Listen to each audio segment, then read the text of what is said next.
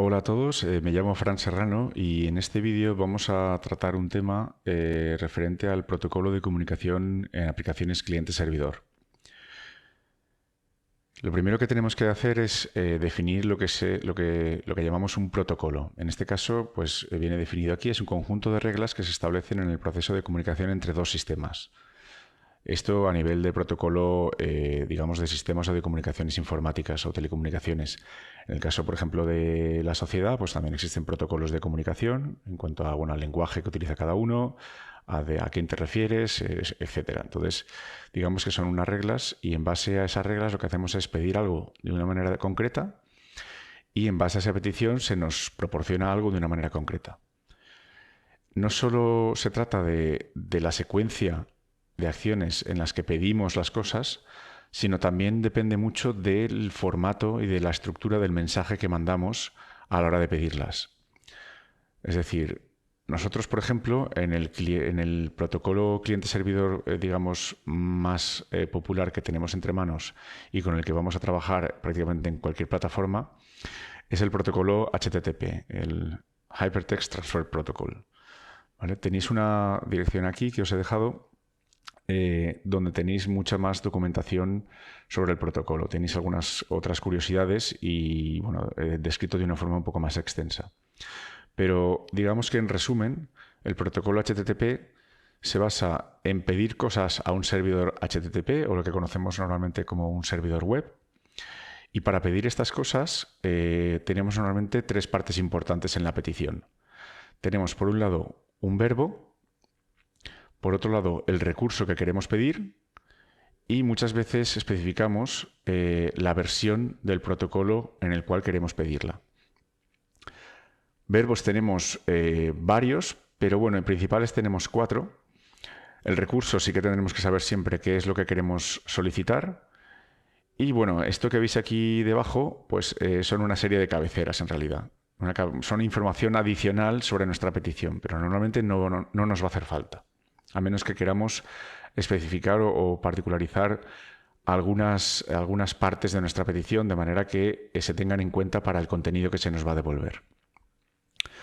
Entonces, aquí tenemos un ejemplo del protocolo HTTP en el que lo que hacemos es pedir un recurso, ¿vale? Con get. Get es conseguir en inglés. Entonces, lo único que hacemos es dame, por favor, el index HTML en versión del protocolo HTTP 1.1, que es la que actualmente se utiliza en casi todos sitios.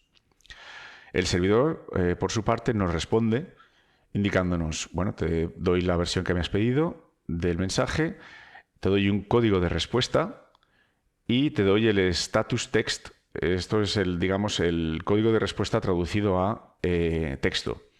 Entonces, aquí es importante destacar que los códigos de respuesta tenemos diferentes series de códigos de respuesta. Tenemos la serie 200, que es 200, 201, 202, etcétera, que son códigos en los que prácticamente se te está diciendo desde el servidor que todo ha ido bien. Tú has pedido un recurso y yo te lo doy. OK. Este 200 equivale al OK. Y de la misma manera que nosotros hemos tenido una serie de cabeceras que hemos enviado en el cliente, pueden o no venir de vuelta unas cabeceras desde el servidor. En este caso, por ejemplo, nos está diciendo que el servidor es el de Wikipedia, que el contenido, el tipo de contenido que nos ha servido es texto HTML, en formato HTML, y que la longitud de la respuesta es de 2026 bytes. ¿Vale? Y adicionalmente siempre nos viene luego, en la respuesta del servidor, si hemos pedido con un get un recurso, nos vendrá un cuerpo del mensaje. Y ese cuerpo del mensaje no es más que el contenido de la respuesta HTML, es decir, nuestra página web que tendremos que renderizar en nuestro dispositivo. Como he dicho, el verbo es el que nos va a definir los tipos de petición que vamos a hacer al servidor web. De esta manera tenemos 4 verbos: get, post, put y delete. Get es siempre para lo mismo, es decir, get lo que hace es pedir recursos a un servidor, ¿vale? Es una especie de, si miramos la analogía con una base de datos, sería nuestro select from. El post y el put, en este caso, dependen de la API cómo esté especificada, pero esto siempre vendrá informado por la API o documentado en algún sitio. Normalmente, siempre se había dicho que post era para actualizar entidades en el servidor, es decir, para enviar datos de cara a una actualización en el servidor. Es decir, si yo tengo un usuario que se llama Fran Yo podría enviar un post con el ID de ese usuario y nuevos datos diciendo que ya no se llama Fran, pues que ahora pone el nombre de Paco. ¿Vale? Entonces esto sería lo equivalente a hacer en un servidor de base de datos una instrucción update. Y put normalmente sería lo análogo a hacer en una base de datos una instrucción insert. ¿Vale? Repito, dependiendo de la API, podemos encontrarnos esto o justo lo contrario. Es decir, que put se utilice para actualizar información en el servidor y post para actualizar. Yo personalmente, de momento, solo he trabajado con APIs en las que post es para actualizar y put para crear. ¿Vale? Pero últimamente estoy viendo muchas APIs también que utilizan la forma inversa. ¿Vale? Y delete, como su palabra indica, pues es para solicitar un borrado del servidor. Veamos que siempre son solicitudes, es decir, nosotros hacemos peticiones y el servidor es el que tiene la última palabra en cuanto a decidir si realmente nos da el recurso o lo modifica, lo crea o lo borra. Repitiendo un poco lo que acabamos de decir, 3 partes. El verbo, ¿vale? Get, post, put o delete. El recurso que queremos, ¿vale? Index.html o customers HTML o lo que queramos. Y la versión. Aquí una particularidad, porque ahora mismo, en el momento de grabar este vídeo, se sigue trabajando principalmente con la versión 1.1 del protocolo HTTP, pero si estás viendo este vídeo dentro de 2 años o 3, es probable que ya estés utilizando la versión 2.0 de HTTP. La 2.0 trae significativas mejoras sobre el protocolo de comunicación. Entre ellas, sobre todo, la velocidad de conexión y digamos, la capacidad de recibir y responder múltiples peticiones al mismo tiempo. Entonces, bueno, los servidores web van a volverse bastante más eficientes cuando salten todos a la versión 2.0. Esto ya está soportado, ya está implementado y hay servidores que ya lo tienen en funcionamiento. Pero principalmente la que se está utilizando aún es la 1.1. ¿Qué herramientas tenemos para probar esto que estamos viendo? Bueno, pues la principal y que más se utiliza en el mundo de desarrollo es una herramienta que se llama Postman, que es gratuita y que podéis descargar desde esta dirección que os listo aquí.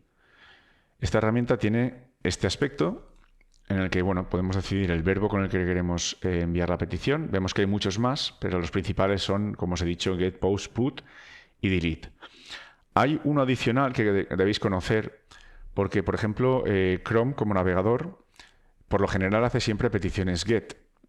El navegador en principio, solo sabe hacer peticiones get, pero nosotros podemos programar pues, todo tipo de peticiones a nivel de JavaScript. Pero las peticiones que hace el propio navegador get muchas veces van precedidas de una petición de tipo options. Y options lo que hace es un poco inspeccionar las capacidades del servidor web. De esta manera podéis encontraros en la situación en la que vosotros hayáis hecho solo un get en Chrome, pero veáis que en el apartado de network, veáis que no solo ha enviado esa get, sino que justo antes ha enviado una petición options, ¿vale? Para que no os extrañéis. Tenemos muchos ejemplos de APIs por ahí disponibles. Yo os quiero hacer referencia a una API, bueno, a una página que tiene diferentes APIs. Es un proyecto de GitHub, Public-APIs, ¿vale? Esto es una página en la que tenemos APIs de prácticamente cualquier tema. Y muchas de ellas son gratuitas e incluso no autenticadas, porque tenemos que tener en cuenta que las peticiones del verbo get por lo general serán peticiones inofensivas, es decir, nosotros simplemente le pedimos a un servidor si nos puede dar un recurso. Pero en el caso de las peticiones post, put o delete, lo que estamos en realidad es mandando información para generar un cambio en la base de datos. Con lo cual, estas peticiones, por lo general, el servidor nos va a pedir que previamente nos hayamos autenticado de manera que sepamos quién es la persona que puede realizar esta petición y si realmente tiene derecho o tiene el rol o la autorización para ejecutarla.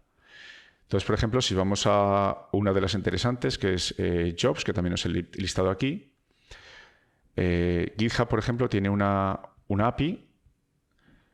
Si buscamos GitHub Jobs, que vemos que no tiene ni autenticación y soporta CORS, que es simplemente que vengamos de otro dominio, o también soporta HTTPS. Entonces, si vamos a la API, veremos que tenemos muchos ejemplos y podemos hacer nuestras pruebas de manera que, bueno, pues si utilizamos esto y fijémonos en el detalle que este positions tiene un punto JSON, mientras que este positions no tiene punto JSON y tiene los mismos parámetros, es decir, da un parámetro de descripción en los que van detrás de la interrogación, igual a Python, y otro parámetro de location que es igual a New York.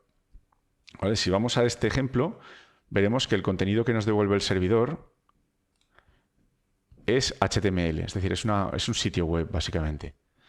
Mientras que si vamos a este que pone JSON, lo que nos da es información directamente en JSON. Yo aquí, por ejemplo, en Chrome utilizo una extensión de Chrome que se llama JSON View, que es muy útil de cara a que veáis el JSON que os devuelve cualquier API de manera sangrada, indentada y un poquito más estructurada. Si yo esto no lo tuviera, lo que vería sería directamente un chorro de texto, totalmente sin saltos de línea, más allá de los que el navegador genere por la resolución que esté utilizando en la pantalla. Entonces es bastante útil para ver si realmente nos está dando la información que necesitábamos y cuáles son los campos. Es decir, aquí lo que tenemos, ya que lo conocéis, es un array, empezamos con corchetes, es un array de objetos, ¿vale? Empezamos con llaves y cada uno de estos objetos tiene una serie de campos, ID, type, URL, created at, company y demás, ¿vale? Aquí vemos que es todo contenido HTML dentro del description. Entonces, bueno, pues tenemos una API bastante interesante en la que podríamos utilizar ejemplos, pues por ejemplo, para ofertas de trabajo con JavaScript en Valencia. Si yo cojo esta y la ejecuto y yo aquí le cambio el description y le pongo JavaScript, por ejemplo, pongo porque salgan más resultados Madrid, pues probablemente, bueno, en este caso no tiene indexado nada de ahí, pero a ver si utilizo Spain, por ejemplo. Me dicen que hay un trabajo para Barcelona. GitHub ya sabéis que es muy internacional, no está muy centrada en España, con lo cual, bueno, pues tiene solo trabajos, digamos, en ciudades reconocidas a nivel internacional. Y bueno, en este caso Madrid me ha extrañado que no tenga, pero bueno, Barcelona, por ejemplo, aquí será una oferta de trabajo. ¿Vale? Si ponéis, por ejemplo, React, pues bueno, aquí se ve que también en la descripción también tendrá algo de React y por ello también nos sale. ¿Vale? Si ponemos React y ponemos New York, es probable que también nos salgan algunas ofertas de trabajo. ¿Vale? En este caso, 2 ofertas de trabajo. Pero bueno, React que sepáis que tiene mucha demanda en el mercado ahora mismo. No solo en GitHub, sino en muchas plataformas. Y bueno, hasta aquí lo que es el protocolo de comunicación que vamos a utilizar en nuestras aplicaciones cliente-servidor. No hablamos de cliente solo web, hablamos de aplicaciones cliente de cualquier tipo, ya sea una aplicación móvil, web o una aplicación de consola, que podría también hacer, por ejemplo, las veces de un agregador y, por ejemplo, ir recogiendo todos los puestos de trabajo en diferentes ciudades de un tema concreto. Entonces, tenemos aquí mucha potencia para poder hacer multitud de cosas nosotros a nivel de desarrollo. Si tenéis alguna pregunta, ya sabéis que mi correo es fjserrano@florida-uni.es.